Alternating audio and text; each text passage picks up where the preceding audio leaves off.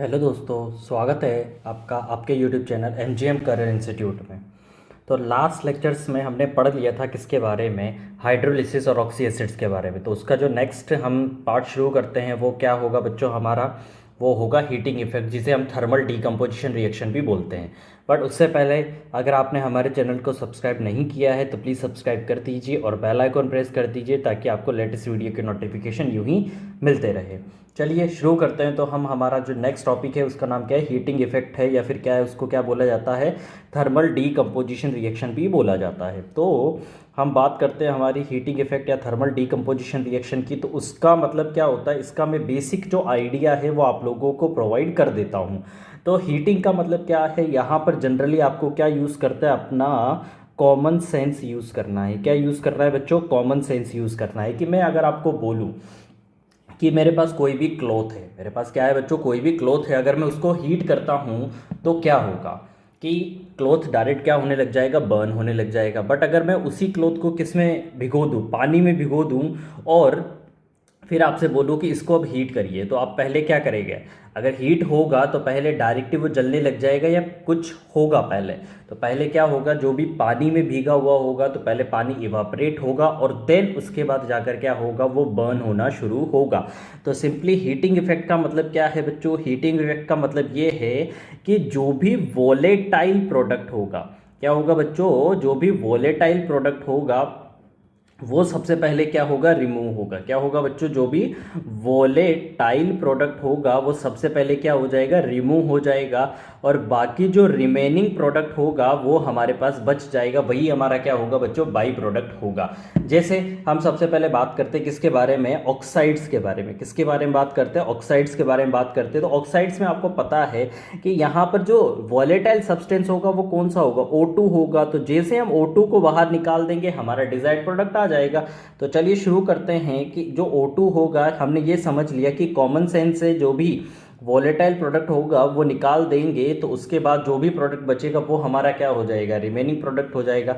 तो देखिए सबसे पहले बात करते हैं हम किसके, ऑक्साइड्स की। तो ऑक्साइड्स के बारे में क्या बोला जाता है बच्चों, कि जैसे जैसे मेटल की रिएक्टिविटी क्या होती जाती है, डिक्रीज होती जाती है, वैसे वैसे मेटल की जो ऑक्सीजन एफिनिटी है वो भी डिक्रीज होती जाती है। मतलब वो ऑक्सीजन के साथ बॉन्ड बनाना इतना प्रीफर नहीं करता, किसके कंपेरिजन में, मोर रिएक्टिव मेटल के कंपेरिजन में। इसलिए ऑक्साइड फॉर्मेशन टेंडेंसी क्या हो जाती है, डिक्रीज हो जाती है।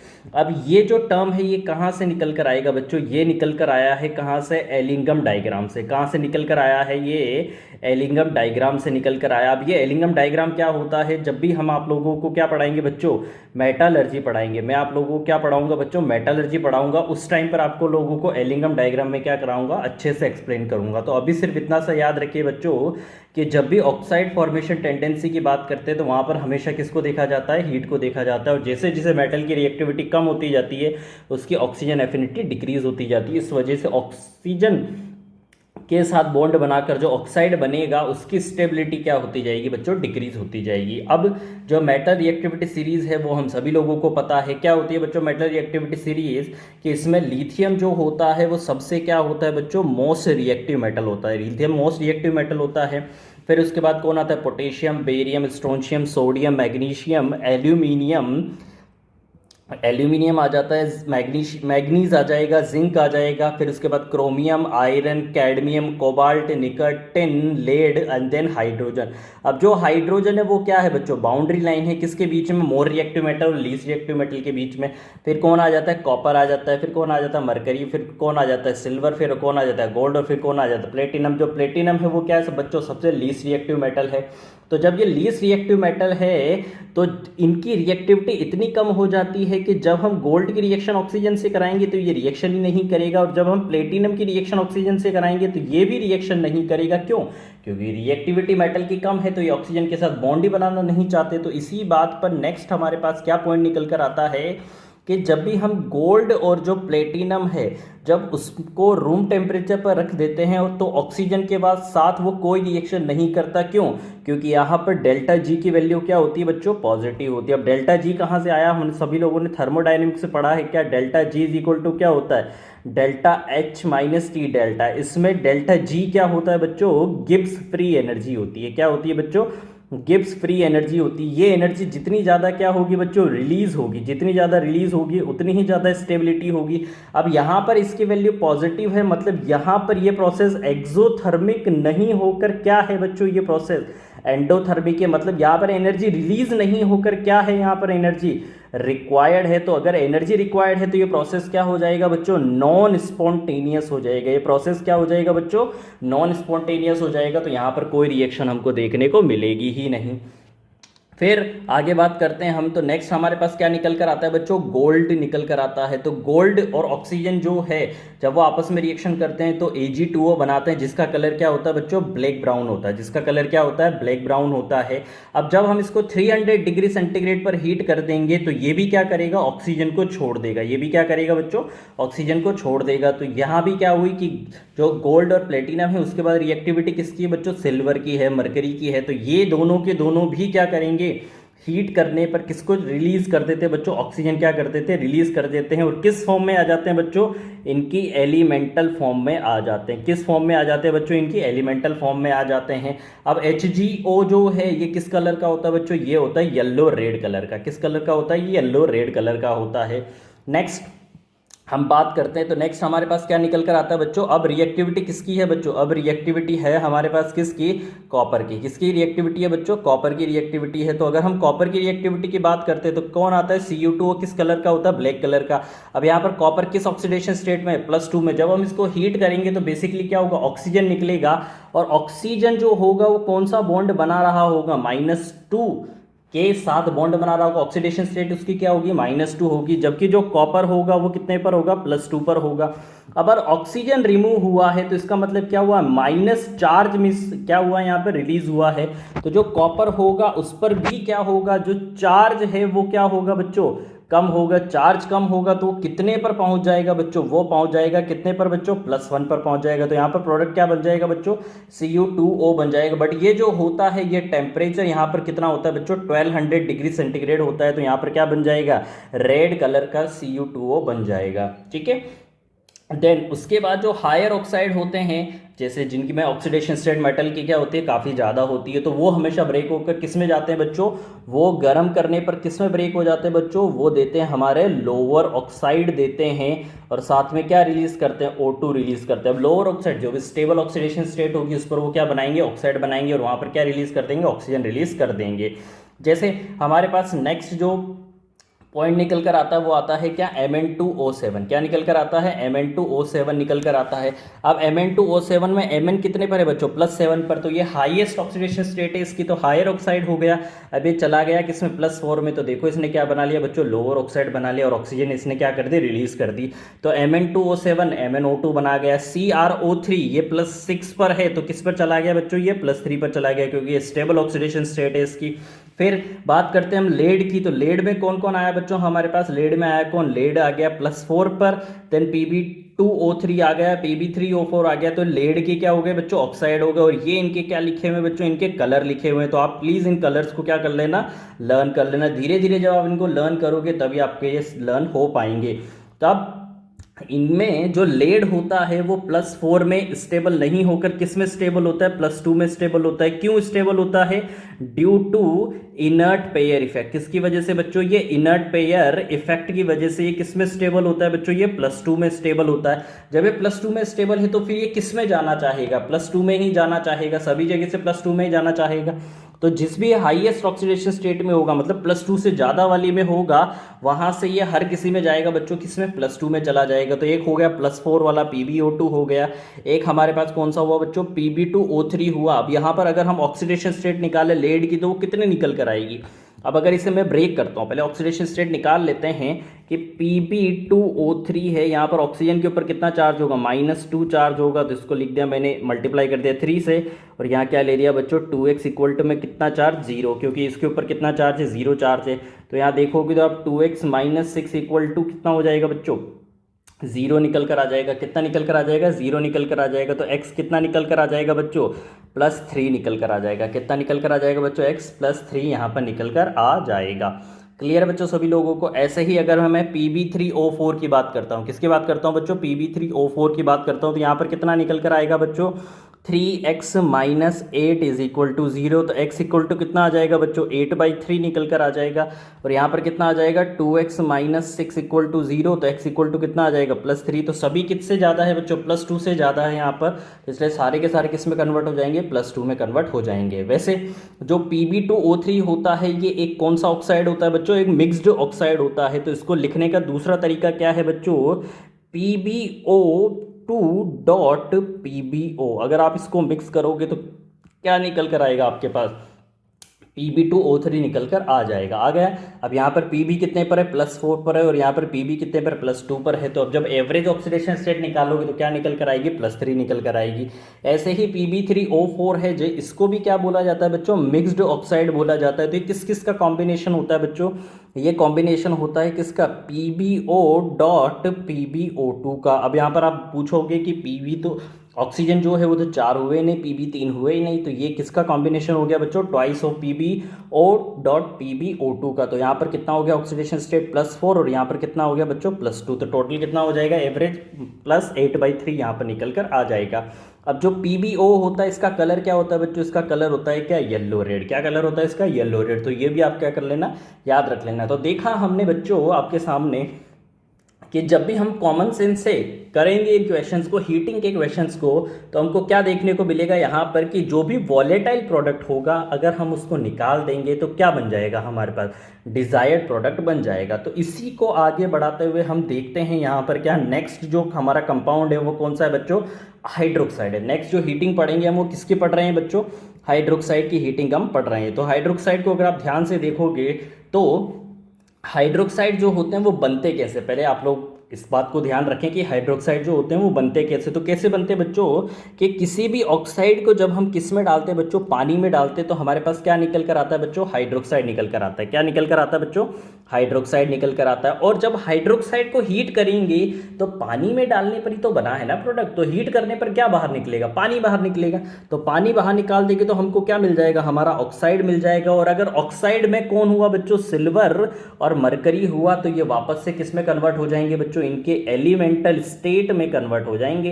किस में कन्वर्ट हो जाएंगे बच्चों, इनके एलिमेंटल स्टेट में कन्वर्ट हो जाएंगे। तो देखो यहाँ पर कि जो मेटल हाइड्रोक्साइड होते हैं जब उनको क्या किया जाता है बच्चों, हीट किया जाता है, तो किस में कन्वर्ट होते हैं, मेटल ऑक्साइड में कन्वर्ट होते हैं। और क्या रिलीज करते हैं, वाटर रिलीज करते हैं। और अगर हमारा जो मेटल है वो क्या हुआ बच्चों, हमारा जो मेटल है अगर वो क्या हो जाए बच्चों, मेटल जो है हमारा वो क्या हो जाए बच्चों, वो हो जाए कौन, सिल्वर और मरकरी। तो यहाँ पर हमें क्या मिलेगा, मेटल मिलेगा।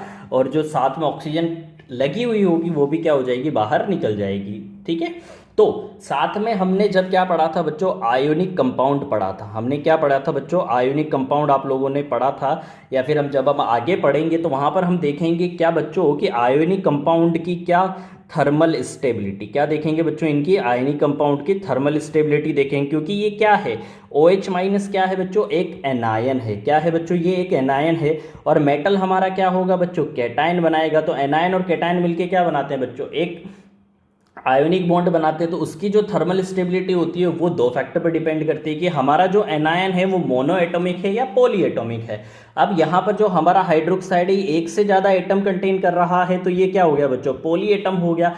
और पॉली एटॉमिक एनाइंस जो आयनिक कंपाउंड बनते हैं उनकी जो थर्मल स्टेबिलिटी होती है वो इन्वर्सली प्रोपोर्शनल होती है किसके, पोलराइजिंग पावर के। अब पोलराइजिंग पावर किसके लिए देखी जाती है, हमेशा कैटायन के लिए देखी जाती है। और ये जो पोलराइजिंग पावर होती है ये डायरेक्टली प्रोपोर्शनल होती है किसके, चार्ज के, और इन्वर्सली प्रोपोर्शनल होती है बच्चों किसके, साइज के। तो जिसके ऊपर जितना ज़्यादा चार्ज होगा उसकी पोलराइजिंग पावर उतनी ही ज़्यादा होगी, और जिसका साइज जितना ज़्यादा होगा उसकी पोलराइजिंग पावर उतनी ही कम होगी। तो इसी बात पर क्या पॉइंट निकल कर आता है बच्चों कि सोडियम, पोटेशियम, रुबीडियम और सीजियम, सोडियम, पोटेशियम, रुबीडियम और सीजियम जो होते हैं क्योंकि इनकी पोलराइजिंग पावर कम होती है तो इनके जो हाइड्रोक्साइड होते हैं वो क्या होते हैं, थर्मली स्टेबल होते हैं। मतलब हीट करने पर भी ये ब्रेकडाउन नहीं होते हैं। तो हीट करने पर क्या होता है इनके साथ कि हीट करने पर ये कन्वर्ट हो जाते हैं किसमें, लिक्विड स्टेट में कन्वर्ट हो जाते हैं। सॉलिड से किस में कन्वर्ट हो जाते हैं, लिक्विड स्टेट में कन्वर्ट हो जाते हैं। इनका जो डीकंपोजिशन होता है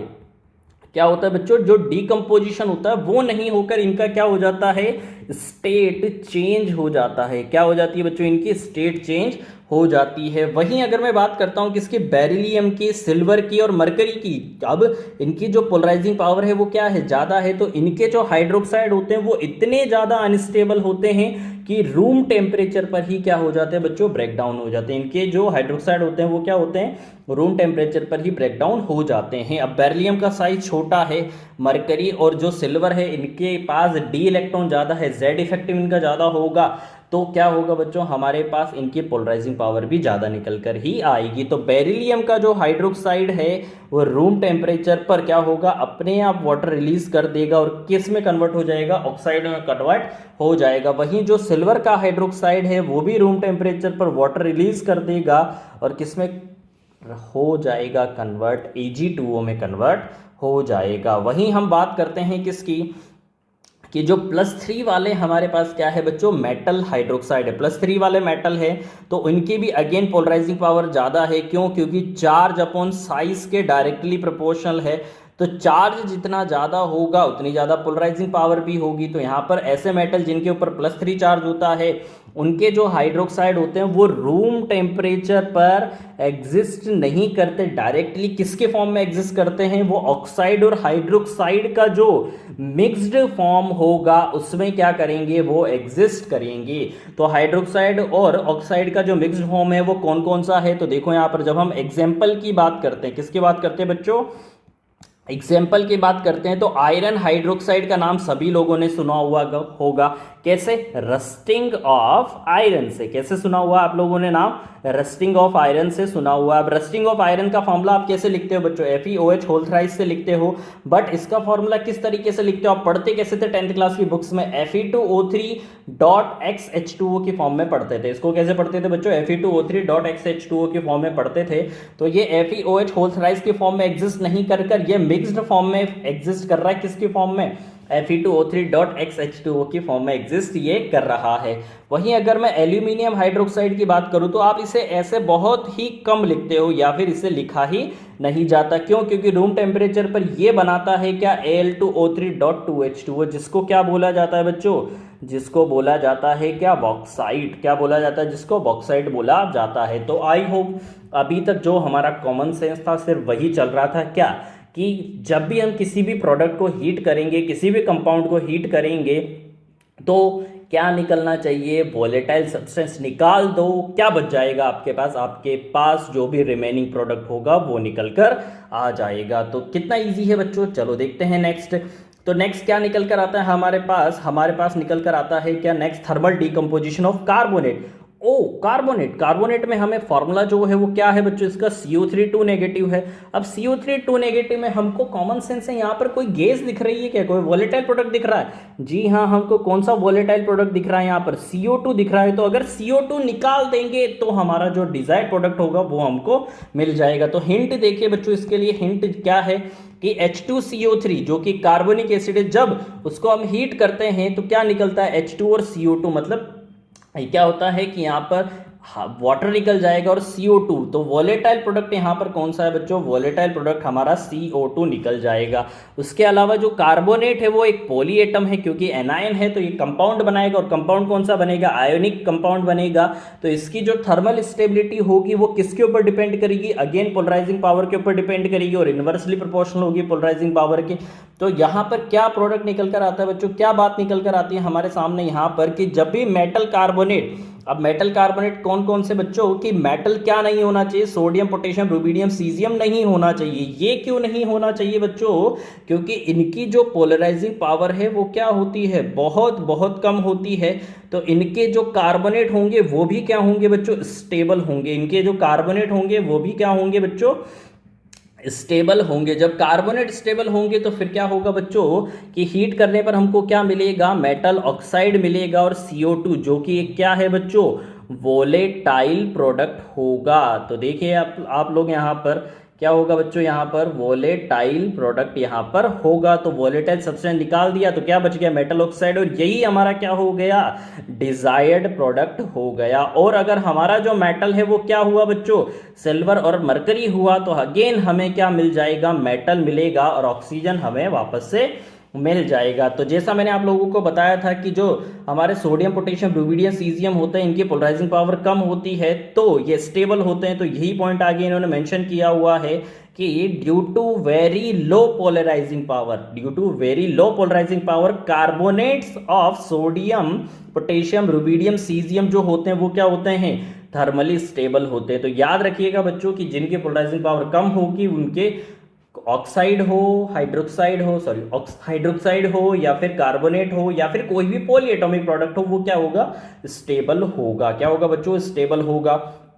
अब जो बेरिलियम है उसका साइज क्या है, छोटा है, उसके ऊपर चार्ज भी +2 है, तो इसकी पोलराइजिंग पावर क्या होगी बच्चों, ज्यादा होगी। पोलराइजिंग पावर ज्यादा होगी तो बेरिलियम कार्बोनेट को अगर हमें गेन करना है तो इसको किसके एनवायरनमेंट में रखा जाएगा बच्चों, CO2 के एनवायरनमेंट में रखा जाएगा। क्यों, क्योंकि बेरिलियम कार्बोनेट में बेरिलियम की पोलराइजिंग पावर ज्यादा है तो रूम टेम्परेचर पर ही डिकम्पोज होकर क्या दे देगा हमको, ऑक्साइड और CO2 दे देगा। अब अगर हमको वापस से बेरिलियम कार्बोनेट गेन करना है तो हमको क्या रखना पड़ेगा, इसको CO2 के एनवायरनमेंट में ही रखना पड़ेगा। अगर इसको हम CO2 के एनवायरनमेंट में नहीं रखते हैं तो हमको बेरिलियम कार्बोनेट नहीं मिलकर क्या मिलेगा, सिर्फ और सिर्फ बेरिलियम ऑक्साइड मिलेगा। अब ऐसे ही जब हमने हाइड्रोक्साइड के लिए +3 वाला केस देखा था तो मिक्स्ड ऑक्साइड के फॉर्म में थे, बट यहां पर जो +3 वाले जो भी हमारे मेटल कार्बोनेट है, क्या है बच्चों, +3 वाले जो मेटल कार्बोनेट है वो तो एग्जिस्ट ही नहीं करते।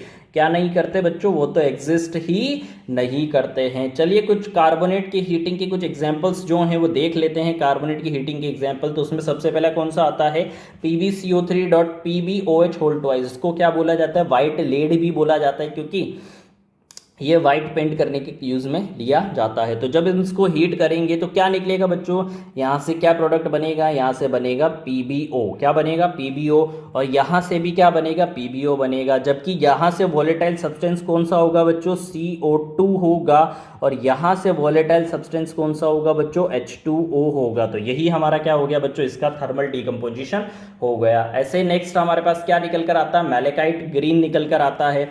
इसका कंपाउंड का जो नाम है वो क्या होता है बच्चों, मैलेकाइट होता है, बट इसका कलर जो होता है वो क्या होता है, ग्रीन होता है। तो जब इसको हीट करेंगे तो अगेन क्या मिलेगा बच्चों, यहाँ पर कॉपर कितने पर है, +2 ऑक्सीडेशन स्टेट पर है। कितने पर है बच्चों, +2 ऑक्सीडेशन स्टेट पर है। तो देखो यहाँ पर क्या मिलेगा, CuO मिलेगा। यहाँ से क्या निकलेगा, CO2, यहाँ से क्या निकलेगा, वाटर। तो CO2 निकाल दिया और यहाँ से क्या निकल गया, वाटर निकल गया। और यही हमारा क्या हो गया, फाइनल प्रोडक्ट हो गया। ठीक है बच्चों, चलिए तो आगे बात करते हैं कि इसकी CaCO3 जिसको क्या बोला जाता है बच्चों, लाइमस्टोन भी बोला जाता है। अब इसको तो आप अच्छे से जानते हो, लाइमस्टोन को तो अच्छे से जानते हो कि जब इसको हीट किया जाता है तो क्या बनेगा बच्चों, CaO बनेगा। और क्या बन जाएगा बच्चों, CO2 बन जाएगा। तो देखिए यहाँ पर क्या बन गया बच्चों, हमारा क्विक लाइम यहाँ पर बन गया। क्या बन गया बच्चों, यहाँ पर क्विक लाइम यहाँ पर बन गया। तो क्विक लाइम हमारा बन गया क्या, CaO बन गया। वैसे ही अगर Ag2CO3 को अगर हम हीट करते हैं, किसको हीट करते हैं बच्चों, Ag2CO3 को हम क्या करते हैं बच्चों, हीट करते हैं, तो हमको क्या क्या प्रोडक्ट यहाँ पर देखने को मिलेगा। तो देखो सबसे पहला जो प्रोडक्ट होगा हमें क्या मिलेगा बच्चों, यहाँ पर मिलेगा क्या, Ag2O + CO2 हमने निकाल दिया। अब अगर हम इसको हीट कर देते हैं और फर्दर तो हमको क्या मिल जाएगा, Ag मिल जाएगा। और क्या निकल जाएगा, हाफ O2 बाहर निकल जाएगा। तो जो कंप्लीट प्रोडक्ट होगा वो क्या मिलेगा बच्चों, हमको देखने में क्या मिलेगा बच्चों, Ag मिलेगा, साथ में O2 मिलेगा, साथ में CO2 भी निकल जाएगा। तो क्या बनेगा बच्चों यहाँ पर कि Ag + हाफ O2 और CO2 यहाँ पर वोलेटाइल प्रोडक्ट होगा। अगर हम इसको स्ट्रांगली हीट करते हैं कितने डिग्री सेंटीग्रेड पर बच्चों, बताइए। टेम्परेचर जो होगा वो क्या होगा, कितने डिग्री सेंटीग्रेड होगा बच्चों, ये जो होगा ये होगा अबव 300 डिग्री सेंटीग्रेड। और ये कौन सा होगा बच्चों, बिलो 300 डिग्री सेंटीग्रेड। तो बिलो 300 डिग्री सेंटीग्रेड सिल्वर का ऑक्साइड एक्सिस्ट करता है, बट अबव 300 डिग्री सेंटीग्रेड वो ऑक्साइड भी क्या होगा, निकल जाएगा। तो आई होप सभी को यहाँ तक क्लियर हो गया होगा कि हम बिल्कुल कॉमन सेंस से क्वेश्चंस को कर रहे हैं, कोई भी यहाँ पर एक्स्ट्रा हम दिमाग यूज नहीं कर रहे हैं। अब नेक्स्ट बारी हमारे पास निकल कर आती है किसकी, हीटिंग ऑफ बाइकार्बोनेट्स। किसकी हीटिंग निकल कर आती है बच्चों, बाइकार्बोनेट की हीटिंग। एसीटेट की हीटिंग, फॉर्मेट की हीटिंग और ऑक्जिलेट की हीटिंग। अब ये जो होगा ये आप ऑर्गेनिक केमिस्ट्री में भी पढ़ोगे। ये किसके अंदर पढ़ोगे बच्चों? ऑर्गेनिक केमिस्ट्री के अंदर भी पढ़ने को मिलेगा। कौन सा? एसीटेट, फॉर्मेट और ऑक्जिलेट की हीटिंग। बट हम यहाँ पर और अच्छे से इसको कर रहे हैं, एक और बार रिवीजन इसका कर रहे हैं हम, साथ में बाइकार्बोनेट भी इसके अंदर ले रहे हैं। अब मैंने इन सभी को क्या अज्यूम कर लिया बच्चों? एक्स अज्यूम कर लिया। इन सभी को मैंने क्या अज्यूम कर लिया बच्चों? एक्स अज्यूम कर लिया। मैंने क्या अज्यूम कर लिया बच्चों? इन सभी को मैंने क्या अज्यूम कर लिया? एक्स यहाँ पर अज्यूम कर लिया। तो चलो देखते हैं, जब मैं इनको एक्स अज्यूम कर लेता हूँ तो जब भी इनको क्या किया जाता है बच्चों? हीट किया जाता है। क्या किया जाता है? इन सभी को हीट किया जाता है। तो मुझे क्या मिलेगा कि किसी भी मेटल एक्स को, मतलब चाहे ऑक्जिलेट हो, फॉर्मेट हो, एसीटेट हो या बाइकार्बोनेट हो, जब उस मेटल को मैं गर्म करूँगा, इस मेटल प्रोडक्ट को मैं गर्म करूँगा तो मुझे क्या मिलेगा? मेटल कार्बोनेट मिलेगा। क्या मिलेगा बच्चों? मेटल कार्बोनेट मुझे मिलेगा। और साथ में एक प्रोडक्ट मिलेगा, क्या? वाई। अब ये जो वाई प्रोडक्ट होगा इसमें सिंपल सा मैथमेटिक्स यूज़ करेंगे क्या कि अगर मुझे y की वैल्यू गेन करनी है तो क्या होगा कि x जो होगा उसमें से मैं कार्बोनेट को क्या कर दूंगा? माइनस कर दूंगा। तो y इज इक्वल टू क्या होगा बच्चों? x माइनस कार्बोनेट होगा। मतलब मुझे CO3 2 नेगेटिव निकालना है, इसके अंदर से रिमूव कर देना है। तो जब रिमूव कर देंगे तो हमको क्या मिल जाएगा? हमारा y यहाँ पर मिल जाएगा। ठीक है। अब अगर मेटल कार्बोनेट को और मैं हीट करूं तो मुझे क्या मिलेगा? मेटल ऑक्साइड मिलेगा। और अगर हमारा जो मेटल है वो क्या हुआ? सिल्वर और मरकरी हुआ तो हमें वापस से क्या मिल जाएगा? मेटल ऑक्सीजन मिल जाएगा। और मेटल कार्बोनेट में जो मेटल होगा वो क्या क्या नहीं होना चाहिए? सोडियम, पोटेशियम, रुबीडियम, सीजियम नहीं होना चाहिए। क्या क्या नहीं होना चाहिए बच्चों? सोडियम, पोटेशियम, रुबीडियम, सीजियम नहीं होना चाहिए। ठीक है। चलिए तो हमारा हम वाई देखते हैं। तो यहाँ पर क्या हुआ बच्चों कि जो हमारा x है हमने सबसे पहले क्या लिया बच्चों? बाइकार्बोनेट ले लिया। क्या ले लिया? बाइकार्बोनेट ले लिया। अब जो y होगा वो बाइकार्बोनेट है तो अब इसके अंदर से हमको क्या करना है? CO3 2 नेगेटिव रिमूव कर रहे हैं। तो आप देख रहे हो कि यहाँ पर CO3 तो है बट यहाँ पर नेगेटिव चार्ज सिंगल ही है, यहाँ पर डबल नेगेटिव चार्ज हमारे पास नहीं है। तो हमें इसका क्या करना पड़ेगा? ट्वाइस करना पड़ेगा। हम जब इसका ट्वाइस करेंगे तो हमारा इजीली क्या बाहर निकल जाएगा? CO3 2 नेगेटिव बाहर निकल जाएगा। और क्या बच जाएगा बच्चों? H2CO3 बच जाएगा। और H2CO3 अगेन रूम टेम्परेचर पर ही डिफरेंट मतलब सेपरेट फॉर्म में रहते हैं और क्या देते हैं हमें? H2 और CO2 दे देते हैं। तो जब भी बाइकार्बोनेट को हीट किया जाएगा तो हमें वाटर भी मिलेगा और साथ में CO2 भी देखने को मिलेगा। फिर हम आगे बात करते हैं कि जब भी x हमारा क्या होगा बच्चों? CH3COO नेगेटिव मतलब एसीटेट होगा। तो जब एसीटेट को हम हीट करते हैं तो यहाँ पर अगेन हमको क्या करना है? CO3 2 नेगेटिव रिमूव करना है। अब CO3 2 नेगेटिव की अगर मैं बात करूं तो COO यहाँ पर CO2 नेगेटिव ही बाहर निकल रहा है। CO3 2 नेगेटिव तो निकल रहा ही रहा, इसको अगेन ट्वाइस करना पड़ेगा। तो क्या निकल जाएगा? CO3 2 नेगेटिव बाहर निकल जाएगा। और जैसे CO3 2 नेगेटिव बाहर निकलेगा हमारे पास क्या बच जाएगा बच्चों? यहाँ पर CH3 डबल बॉन्ड और CH3 बच जाएगा, जिसको क्या बोला जाता है बच्चों?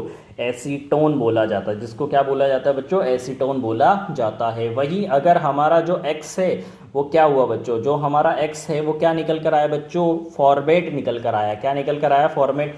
अगेन इसके अंदर से क्या रिमूव करना है? CO3 2 negative. तो CO3 2 नेगेटिव रिमूव करोगे तो डायरेक्ट नहीं हो पाएगा, तो इसका ट्वाइस करना पड़ेगा। तो ट्वाइस किया तो क्या निकल कर आया बच्चों? हमारे पास HCHO बच गया। क्या बच गया बच्चों? HCHO बच गया, जिसको क्या बोला जाता है बच्चों? फॉर्मेल्डिहाइड बोला जाता है। क्या बोला जाता है बच्चों? इसको फॉर्मेल्डिहाइड बोला जाता है। वहीं अगर हम बात करते हैं किसकी कि x हमारा क्या हुआ बच्चों? C2O4 2 नेगेटिव मतलब क्या हुआ? ऑक्जिलेट। अब इसके अंदर से CO3 2 नेगेटिव रिमूव करना है तो क्या कर सकते हैं? 2 नेगेटिव भी है, ऑक्सीजन भी 3 है, कार्बन भी 1 है, यहाँ सॉरी 2 है तो एक कार्बन भी निकल सकता है यहाँ पर। तो इजीली CO3 2 नेगेटिव रिमूव हो जाएगा। तो हम इसका स्ट्रक्चर ड्रॉ करते हैं और क्या करते हैं बच्चों? CO3 2 नेगेटिव निकाल देते हैं। तो CO3 2 नेगेटिव निकल गया तो क्या बच गया हमारे पास? सिर्फ और सिर्फ CO बच गया।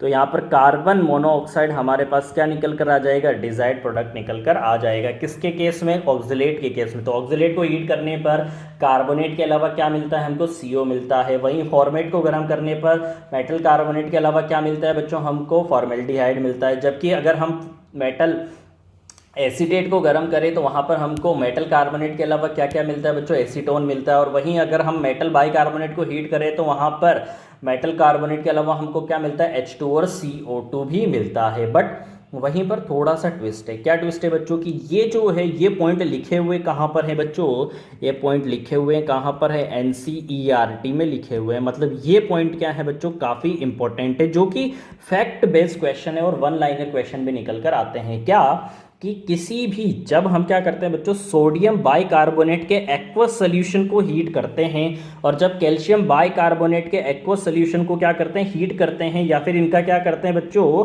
क्रिस्टलाइजेशन करते हैं। क्या बच्चों करते हैं, इनका क्रिस्टलाइजेशन करते हैं। तो जब क्रिस्टलाइजेशन करते हैं तो जो सोडियम है इसकी पोलराइजिंग पावर क्या है बच्चों, कम है, क्योंकि इसके ऊपर +1 चार्ज है। वहीं कैल्शियम के ऊपर कौन सा चार्ज है, +2 चार्ज है, तो इसकी पोलराइजिंग पावर सोडियम से तो ज़्यादा है। तो जब पोटेशियम और सोडियम को हम गर्म करते हैं तो क्रिस्टलाइजेशन करने पर पहले ये किस में कन्वर्ट होता है बच्चों, सॉलिड स्टेट में कन्वर्ट होता है। मतलब इनके क्या बन जाते हैं बच्चों, क्रिस्टल बन जाते हैं। क्या बन जाते हैं बच्चों, इनके क्रिस्टल बन जाते हैं। और फिर जब हम इसको हीट करते हैं फर्दर, तब जाकर ये क्या होता है बच्चों, डीकम्पोज होता है। फर्दर जाकर ये क्या होता है, तब डीकम्पोज होता है। बट अगर मैं हाई पोलराइजिंग पावर वालों को, अगर इनके एक्वस सोल्यूशन को डायरेक्ट हीट करूं, मतलब क्रिस्टलाइजेशन करूं उनका, तो वो सॉलिड स्टेट में नहीं आकर डायरेक्ट ही क्या हो जाते हैं बच्चों, डीकम्पोज हो जाते हैं। क्या हो जाते हैं बच्चों, डायरेक्ट ही डीकम्पोज हो जाते हैं। तो हमको क्या देखने को मिलता है यहाँ पर कि जिनके पोलराइजिंग पावर कम है, मतलब कौन कौन है वो, सोडियम, पोटेशियम, रुबीडियम, सीजियम, इनके क्या मिलते हैं हमको, सॉलिड स्टेट में बाइकार्बोनेट के क्रिस्टल्स मिलते हैं। जबकि जिनकी पोलराइजिंग पावर हाई होती है उनके एक्वस सोल्यूशन को क्रिस्टलाइजेशन या फिर हीट करने पर वो सॉलिड स्टेट में कन्वर्ट हुए बिना ही डायरेक्ट क्या हो जाते हैं, डीकम्पोज हो जाते हैं। तो देखो यहाँ पर क्या पॉइंट निकल कर आता है बच्चों हमारे सामने, कि ओनली सोडियम पोटेशियम, क्या क्या निकल कर आता है बच्चों, ओनली सोडियम, पोटेशियम, रुबीडियम और सीजियम के जो बाइकार्बोनेट है सिर्फ वही एग्जिस्ट करते हैं किसमें, सॉलिड स्टेट में। जबकि अदर जो बाइकार्बोनेट है वो एक्वस मीडियम में एग्जिस्ट करते हैं, वो सॉलिड स्टेट में एग्जिस्ट नहीं करते हैं। और अगर हम उसको सॉलिड स्टेट में कन्वर्ट करने जाएंगे तो बिना सॉलिड स्टेट में कन्वर्ट हुए बिना ही वो क्या हो जाएंगे, डीकम्पोज हो जाएंगे। क्यों, क्योंकि उनकी पोलराइजिंग पावर हाई होती है, तो थर्मल स्टेबिलिटी उनकी क्या होगी, लो होगी। तो जैसे क्रिस्टलाइजेशन हम करेंगे तो किस स्टेट में कन्वर्ट हो जाएंगे, सॉरी वो क्या हो जाएंगे, डीकम्पोज वहाँ पर हो जाएंगे। नेक्स्ट एनसीईआरटी के जो पॉइंट है वो क्या निकल कर आते हैं बच्चों, एनसीईआरटी के जो नेक्स्ट पॉइंट है वो क्या है, कि जब भी हम क्या करते हैं बच्चों, कि सोडियम फॉर्मेट को क्या करते हैं बच्चों, हीट करते हैं, तो पहले वो किस में कन्वर्ट होता है बच्चों, ऑक्सलेट में कन्वर्ट होता है। किस में कन्वर्ट होता है बच्चों, वो ऑक्सलेट में कन्वर्ट होता है। और फिर जब ऑक्सलेट को हीट करते हैं तो वो किस में कन्वर्ट होता है बच्चों, वो कन्वर्ट होता है किस में, कार्बोनेट में कन्वर्ट होता है। वो किस में कन्वर्ट होता है बच्चों, कार्बोनेट में कन्वर्ट होता है। तो याद रखना बच्चों कि सिर्फ एक जो है वो क्या है, पॉइंट याद रखने वाला, कि सोडियम फॉर्मेट को हीट करने पर वो क्या कन्वर्ट होता है, पहले वो ऑक्सलेट में कन्वर्ट होता है। देन सोडियम ऑक्सलेट को जब हम हीट करेंगे तो वो किस में कन्वर्ट होगा, कार्बोनेट में कन्वर्ट होगा। तो अब ये ऐसा क्यों हो रहा है बच्चों, तो देखिए यहाँ पर कि हमने स्ट्रक्चर ड्रॉ किया है किसका, सोडियम फॉर्मेट का। तो यहाँ पर दो मॉलिक्यूल सोडियम फॉर्मेट के एक साथ कंबाइंड होकर आते हैं और क्या निकल जाता है बच्चों, यहाँ पर क्या निकलता है बच्चों, हाइड्रोजन गैस बाहर निकल जाती है। क्या बाहर निकलती है बच्चों, हाइड्रोजन गैस बाहर निकलती है। तो कार्बन के साथ क्या बना लेता है बच्चों, बॉन्ड बना लेता है, और क्या बन जाता है बच्चों, यहाँ पर ऑक्सलेट बन जाता है। ये छोटा सा पॉइंट जो है आपको लर्न करना पड़ेगा, याद रखना पड़ेगा, उसके अलावा आपको कोई दिक्कत नहीं आएगी। तो आई होप सभी को यहाँ तक समझ में आया होगा कि क्या पॉइंट निकल कर आ रहे हैं यहाँ पर, कि जब भी हम किसी भी कंपाउंड को या आयनिक कंपाउंड को हीट करते हैं तो सबसे पहले क्या करना है, उनके जो वॉलेटाइल प्रोडक्ट है वो निकाल दो, बाकी जो बचेंगे वो बना दो। इतना सा पॉइंट सभी को समझ आ गया हो तो चलिए हम आगे चलते हैं। तो देखिए बच्चों, आगे बात आती है हमारे पास किसकी, फॉस्फेट की। किसकी बारी आती है बच्चों, फॉस्फेट की बारी आती है। तो चलो फॉस्फेट को देखते हैं। किसको देखते हैं बच्चों, हम फॉस्फेट को यहाँ पर देखते हैं। तो फॉस्फेट को देखोगे अगर आप, तो फॉस्फेट का फॉर्मूला क्या होता है, PO4 3 नेगेटिव होता है। अब जो PO4 3 नेगेटिव होता है तो फॉस्फोरस का कोई भी वॉलेटाइल प्रोडक्ट होता है क्या, हाँ होता तो है वॉलेटाइल प्रोडक्ट। वो कौन सा होता है बच्चों, वो होता है कौन सा, PH3 होता है। कौन सा होता है वोलेटाइल प्रोडक्ट बच्चों, PH3 होता है। बट यहाँ पर जब भी हम हीट करेंगे तो हाइड्रोजन ऐड होगी या ऑक्सीजन ऐड होगी, तो यहाँ पर ऑक्सीजन ऐड होगी, दैट्स वाई PH3 जो होगा यहाँ पर नहीं बन पाएगा। तो हिंट क्या है बच्चों, कि जब भी कोई भी वॉलेटाइल प्रोडक्ट प्रेजेंट नहीं होता है तो हम सिंपली क्या करते हैं, डिहाइड्रेशन करते हैं। और डिहाइड्रेशन करने का मतलब भी क्या है बच्चों, डिहाइड्रेशन करने का मतलब ये है कि सिंपली हम क्या निकालेंगे बच्चों, 1 मोल वाटर निकाल देंगे। क्या निकाल देंगे बच्चों, उसके अंदर से 1 मोल वाटर निकालेंगे। 1 मोल वाटर का मतलब क्या है कि हाइड्रोजन के 2 एटम निकलने चाहिए और 1 ऑक्सीजन का एटम निकलना चाहिए, पूरा का पूरा निकलना चाहिए, तभी उसको क्या बोला जाएगा बच्चों, 1 मोल बोला जाएगा। अगर 1 मोल वाटर निकाल दिया तो हमारा काम हो जाएगा। अब इसको कैसे पता लगाएंगे, हिंट कैसे, कि जो हमारा ऑर्थोफॉस्फोरिक एसिड होता है जब उसको हीट किया जाता है तो वो किस में कन्वर्ट होता है, H2O और P4O10 में। अब जो P4O10 है ये कौन सा सब्सटेंस है बच्चों, नॉन वॉलेटाइल सब्सटेंस है। दैट्स वाई हम यहाँ पर सिंपली क्या कर रहे हैं बच्चों, वाटर रिमूव कर रहे हैं। अब यहाँ पर दिक्कत क्या आती है बच्चों कि वाटर तो हमको रिमूव करना है, बट वाटर तभी तो रिमूव कर पाएंगे जब हाइड्रोजन होगा, ऑक्सीजन होगा, तभी तो रिमूव कर पाएंगे। तो हम देखते हैं किसका स्ट्रक्चर बच्चों, फॉस्फेट का स्ट्रक्चर देखते हैं, फॉस्फोरिक एसिड का स्ट्रक्चर हम देखते हैं। तो हम देखते हैं बच्चों कि फॉस्फोरिक एसिड जो होता है इसके 3 फॉस्फेट एग्जिस्ट करते हैं। एक तो जब हम तीनों के तीनों हाइड्रोजन रिमूव कर दे, जब हम 2 एसिडिक हाइड्रोजन रिमूव करें और जब हम 1 एसिडिक हाइड्रोजन रिमूव करें। जब तीनों की तीनों कर देंगे तो क्या बनेगा, PO4 3 नेगेटिव बनेगा, जिसको 3 डिग्री फॉस्फेट बोला जाता है। वहीं अगर जब हम उसमें से 2 H+ रिमूव करते हैं, 2 एसिडिक हाइड्रोजन रिमूव करते हैं तो क्या बनता है बच्चों, HPO4 2 नेगेटिव बनता है, जिसको क्या बोला जाता है, 2 डिग्री फॉस्फेट बोला जाता है। इसका नाम क्या होता है बच्चों, हाइड्रोजन फॉस्फेट होता है। इसका नाम क्या होता है बच्चों, हाइड्रोजन फॉस्फेट होता है। जबकि जो नेक्स्ट हमारे पास निकल कर आता है, सिर्फ 1 एसिडिक हाइड्रोजन हम रिमूव करते हैं तो इसको क्या बोला जाता है बच्चों, डाई हाइड्रोजन फॉस्फेट बोला जाता है। इसका नाम क्या होता है बच्चों, डाई हाइड्रोजन फॉस्फेट होता है। क्या नाम होता है, डाई हाइड्रोजन फॉस्फेट, जिसको 1 डिग्री फॉस्फेट भी बोला जाता है। तो जब हम इनको हीट करते हैं, क्या करते हैं बच्चों, जब हम इनको क्या करते हैं, हीट करते हैं, तो हमारे पास क्या निकल कर आते हैं, इनके प्रोडक्ट निकल कर आते हैं। तो एक बार इनको देख लेते हैं कि हमको क्या करना है बच्चों, सिंपली यहाँ पर हीट करना है। क्या करना है बच्चों, हीट करना है। हीट करने से क्या होगा, वाटर रिमूव होगा। कितना वाटर रिमूव करना है, 1 मोल वाटर रिमूव करना है, मतलब 2 हाइड्रोजन और 1 ऑक्सीजन एटम रिमूव होगा तभी काम चलेगा। तो देखो यहाँ पर कि Na3PO4 सोडियम फॉस्फेट को जब हम हीट करते हैं तो क्या यहाँ पर आप लोगों को कोई भी हाइड्रोजन एटम दिख रहा है ताकि हम वाटर रिमूव कर सके। यहाँ पर कोई भी हाइड्रोजन एटम नहीं दिख रहा, दैट्स वाई इसकी हीटिंग पॉसिबल नहीं है, क्योंकि यहाँ पर हम वाटर क्या नहीं कर सकते, रिमूव नहीं कर सकते। बट अगर मैं वही बात करता हूँ किसकी, सोडियम डाई हाइड्रोजन फॉस्फेट की बात करता हूँ, किसकी बात करता हूँ बच्चों, सोडियम डाई हाइड्रोजन फॉस्फेट की बात करता हूँ, तो हीट करने पर यहाँ पर क्या होगा, वाटर रिमूव हो जाएगा। तो मैंने क्या कर दिया, वाटर रिमूव कर दिया, तो 2H यहाँ पर रिमूव हो गया और 1 ऑक्सीजन रिमूव हो गया। तो क्या बचा हमारे पास, NaPO3 बच गया। क्या बच गया बच्चों, NaPO3 बच गया, और साथ में जो वाटर हुआ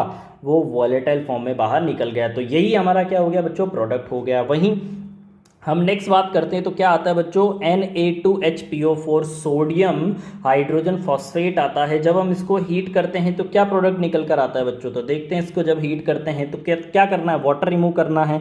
तो वाटर के लिए कितने हाइड्रोजन होने चाहिए, 2 हाइड्रोजन होने चाहिए। यहाँ पर कितने हाइड्रोजन है, 1 हाइड्रोजन है। तो हमें इसका क्या करना पड़ेगा बच्चों, हमें इसका ट्वाइस करना पड़ेगा। तो ट्वाइस करेंगे तो क्या निकल कर आ जाएगा कि वाटर जो है वो निकल गया, बट साथ में क्या बचा बच्चों, Na4 बचा। यहाँ पर देखा जाए तो साथ में क्या बचा बच्चों, P2 बचा। क्या बचा, P2। और यहाँ पर क्या हो जाता बच्चों, 8 होता तो 1 ऑक्सीजन निकल गया, तो कितना बच गया बच्चों, 7 बच गया। तो यहाँ पर क्या बचा, Na4P2O7 निकल कर आ गया। तो दूसरा जो हमारा कंपाउंड बना है या फिर प्रोडक्ट बना है वो क्या बना है बच्चों, Na4P2O7 निकल कर आ गया। तो सिंपली यहाँ पर हमारा एक और पॉइंट क्लियर हुआ, क्या कि अगर वॉलेटाइल सब्सटेंस प्रेजेंट हो तो वॉलेटाइल सब्सटेंस निकाल दो, अगर वॉलेटाइल सब्सटेंस प्रेजेंट नहीं होगा तो वाटर निकाल दो। वाटर निकालने पर भी हमारा काम हो जाएगा। क्या हो जाएगा बच्चों, वाटर निकालने पर भी हमारा काम इजीली हो जाएगा। तो आई होप सभी को समझ आ गया होगा यहाँ तक। चलिए आगे चलते हैं। तो नेक्स्ट क्या आता है बच्चों, नेक्स्ट आता है हमारे पास क्या, हीटिंग ऑफ नाइट्रेट्स। क्या निकल कर आता है बच्चों, हीटिंग ऑफ नाइट्रेट निकल कर आता है। अब नाइट्रेट की बात करते हैं तो नाइट्रेट जो है वो क्या होगा, तो नाइट्रेट का फॉर्मूला क्या होता है, NO3 नेगेटिव होता है। अब ये भी क्या है बच्चों, एक पॉली एटॉमिक एनायन है। क्या है बच्चों, ये एक पॉली एटॉमिक एनायन है तो इसकी जो थर्मल स्टेबिलिटी होगी वो भी डिपेंड करेगी किस पर, पोलराइजिंग पावर पर। तो जिसकी पोलराइजिंग पावर कम होगी उसकी थर्मल स्टेबिलिटी क्या होगी बच्चों, ज़्यादा होगी। तो देखो यहाँ पर हिंट जो है वो क्या निकल कर आता है, सबसे पहला जो हिंट निकल कर जो सबसे पहला हिंट निकल कर आएगा या फिर हम देखते हैं तो क्या देखते हैं बच्चों कि जब भी किसी भी नाइट्रिक एसिड को हीट किया जाएगा। अब नाइट्रिक एसिड क्या है, ये एक टाइप का ऑक्सी एसिड है, और जो ऑक्सी एसिड होते हैं वो कब बनते हैं, जब भी किसी भी ऑक्साइड को हम किस में डुबो देते हैं, पानी में डुबो देते हैं, तो क्या बनता है बच्चों, ऑक्साइड निकलकर ऑक्साइड की जगह क्या बन जाता है, ऑक्सी एसिड बन जाता है। तो हीट करने पर सिंपली वाटर निकलेगा और क्या बन जाएगा बच्चों, उसका ऑक्साइड बन जाएगा। अब जो N2O5 होता है, क्या होता है बच्चों, N2O5 होता है, ये क्या नहीं होता बच्चों, ये एग्जिस्ट नहीं करता है। तो हीट करने पर ये वापस से क्या होगा बच्चों, ब्रेक होगा। N2O5 एग्जिस्ट करता है बट ये हीट करने पर क्या हो जाता है, अगेन ब्रेक हो जाता है। और किस में ब्रेक हो जाता है बच्चों, ट्वाइस ऑफ NO2 और हाफ O2 में ये ब्रेक हो जाता है। और दोनों के दोनों क्या होते हैं बच्चों, पैरामैग्नेटिक स्पीशीज है। दोनों की दोनों क्या है बच्चों, पैरामैग्नेटिक स्पीशीज हमारे पास निकल कर आती है। और साथ में ये भी तो पॉसिबिलिटी है यहाँ पर कि ये जो हमारा प्रोडक्ट हो यहाँ पर HNO3 या फिर मेटल जो नाइट्रेट होगा वो क्या हो जाए, थर्मली स्टेबल हो जाए। क्या हो जाए बच्चों, थर्मली स्टेबल हो जाए। तो ये यहाँ पर वाटर को रिमूव करे ही ना, मतलब इनमें ब्रेकडाउन हो ही ना। ये सिंपली क्या करे बच्चों, 1 मोल ऑक्सीजन क्या कर दे, ये रिमूव कर दे। तो सेकंड दो पॉसिबिलिटी हमारे पास नाइट्रेट की निकल कर आती है यहाँ पर कि ऑक्सीजन भी रिमूव कर सकता है और साथ में इसका ब्रेकडाउन भी हो सकता है। तो देखो बच्चों यहाँ पर क्या पॉइंट निकल कर आता है कि किसी भी मेटल नाइट्रेट को, किसको बच्चों, किसी भी मेटल नाइट्रेट को जब हम हीट करते हैं तो वो ब्रेक डाउन होगा किसमें, मेटल ऑक्साइड में। मतलब वहाँ पर वाटर जो था, वाटर की जगह मेटल आ गया, यहाँ पर अब मेटल आ गया तो यहाँ पर क्या बन जाएगा बच्चों, मेटल ऑक्साइड बन जाएगा। और साथ में क्या बनेगा, NO2 रिमूव होगा और O2 भी रिमूव होगा यहाँ पर। तो जो मेटल नाइट्रेट है उसके अंदर जो मेटल है वो क्या नहीं होना चाहिए, वो सोडियम, पोटेशियम, रुबिडियम, सीजियम नहीं होना चाहिए। क्यों, क्योंकि इनकी जो पोलराइजिंग पावर है वो क्या होती है, कम होती है। तो ये क्या होते हैं, थर्मली स्टेबल होते हैं। क्या होते हैं बच्चों, थर्मली स्टेबल। तो यहाँ पर इनका डीकम्पोजिशन इतना इजीली नहीं होता है। जब डीकम्पोजिशन इतना इजीली नहीं होता तो फिर इनके लिए हीटिंग जो होगी वो कौन सी वाली होगी कि मेटल नाइट्रेट जो है उसको हीट करेंगे तो क्या बनेगा बच्चों, मेटल नाइट्राइट बनेगा। क्या बनेगा बच्चों, मेटल नाइट्राइट, मतलब NO2 नेगेटिव बनेगा। मतलब एक ऑक्सीजन रिमूव हो गया यहाँ पर। क्या हो गया बच्चों, एक ऑक्सीजन रिमूव हो जाएगा। और जब हम मेटल नाइट्राइट को स्ट्रांगली हीट करेंगे तो ये कन्वर्ट हो जाएगा किसमें, मेटल ऑक्साइड में, साथ में N2 में, साथ में किसमें, O2 में ये कन्वर्ट हो जाएगा। अब ये जो मेटल है वो कौन कौन सा होना चाहिए, सोडियम, पोटेशियम, रुबिडियम, सीजियम होना चाहिए।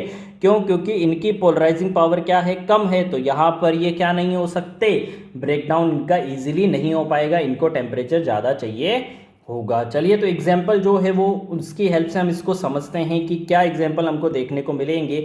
तो जब भी लेड नाइट्रेट को मैं हीट करता हूं तो लेड की ऑक्सीडेशन स्टेट क्या है बच्चों, यहाँ पर लेड की ऑक्सीडेशन स्टेट +2 है। और क्या लेड +2 पर स्टेबल होता है, बिल्कुल लेड किस पर स्टेबल होता है बच्चों, +2 पर स्टेबल होता है। और साथ में क्या ये सोडियम, पोटेशियम, रुबिडियम, सीजियम में से है, नहीं है। तो यहाँ पर क्या बनेगा बच्चों, सिंपली PbO बन जाएगा, साथ में क्या बनेगा, NO2 बन जाएगा, और साथ में क्या बन जाएगा बच्चों, O2 बन जाएगा। क्या बनेगा बच्चों, O2 बन जाएगा। अब बात करते हैं नेक्स्ट। तो नेक्स्ट हमारे पास क्या निकल कर आता है बच्चों, टिन निकल कर आता है। अब जो टिन होता है वो इनर्ट पेयर इफेक्ट की वजह से क्या होता है बच्चों, +2 में स्टेबल नहीं होकर किस में स्टेबल होता है, +4 में स्टेबल होता है। किस में स्टेबल होता है, +4 में स्टेबल होता है। क्या ये +2 पर गिवन है, क्या ये सोडियम, पोटेशियम, रुबिडियम, सीजियम में से नहीं है। तो ये किस में कन्वर्ट होगा, SNO में कन्वर्ट होगा, साथ में NO2 में कन्वर्ट होगा, साथ में O2 में कन्वर्ट होगा। अब ये क्या है, +2 पर है तो ये क्या बन गया बच्चों, रिड्यूसिंग एजेंट हो गया। और ये क्या हो गया बच्चों, ऑक्सीडाइजिंग एजेंट हो गया। क्या हो गया बच्चों, ये ऑक्सीडाइजिंग एजेंट हो गया। तो यहाँ पर रिएक्शन जो होगी फर्दर वो क्या हो जाएगी बच्चों, जो फाइनल प्रोडक्ट निकल कर आएगा वो क्या आ जाएगा बच्चों, SnO2, और साथ में क्या आ जाएगा, NO2 निकल कर आ जाएगा। और जो SN होगा वो कन्वर्ट हो जाएगा किसमें, +2 से +4 में कन्वर्ट हो जाएगा। किस में कन्वर्ट हो जाएगा बच्चों, +2 से +4 में कन्वर्ट हो जाएगा। अब ऐसे सेम टू सेम रिएक्शन हमको किस में देखने को मिलती है बच्चों, आयरन में देखने को मिलती है। अब जो आयरन होता है ये भी 2 ऑक्सीडेशन स्टेट में एग्जिस्ट करता है, +2 में और +3 में। अब जो आयरन होता है ये +2 और +3 में क्या करता है, एग्जिस्ट करता है।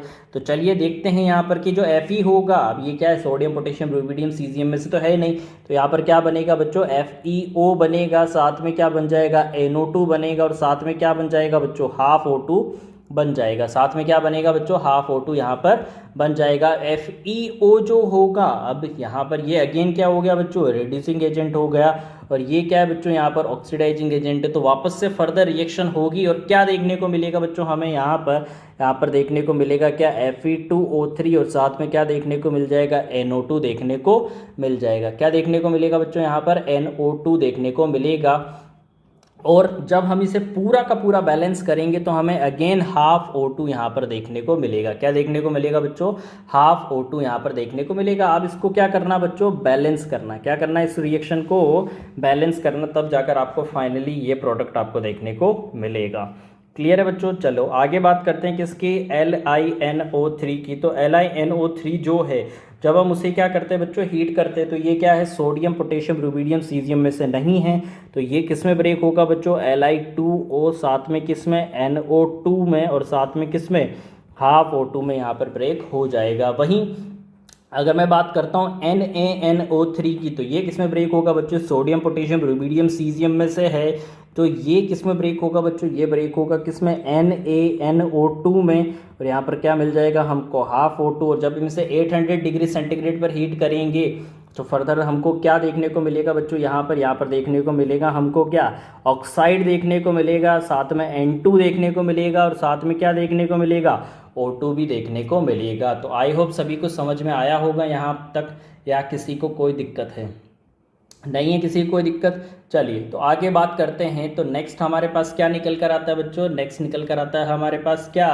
सल्फेट। क्या निकल कर आता है बच्चों, हमारे पास नेक्स्ट सल्फेट निकल कर आता है। बट सल्फेट जो है वो हम पढ़ेंगे कब, उसको नेक्स्ट लेक्चर में पढ़ते हैं। आज के लिए इतना ही।